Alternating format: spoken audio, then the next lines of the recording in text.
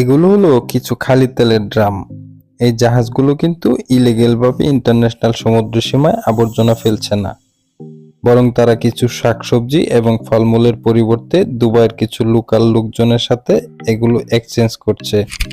এই মুহূর্তে কিছু লোকাল লোকজন অনেক পরিমাণ ফলমূল নিয়ে এসেছে এবং বিনিময়ে তাদের কাছ থেকে 50টা খালি ড্রাম চাইছে।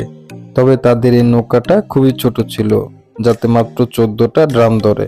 তাই তারা বলে বাকি ড্রামগুলো সমুদ্রের পানিতেই ফেলে দিতে এবং তারা পরবর্তীতে এগুলো তাদের লোকাল লোকজন দিয়ে তুলে নেবে। এই প্রত্যেকটা ড্রাম তারা 3,500 টাকারও বেশি বিক্রি করবে। কিন্তু এগুলো যদি কার্গো শিপটা বন্দরে নিয়ে যেত, তাহলে এগুলি শুধুমাত্র আবর্জনা হিসেবে ট্রিট হতো।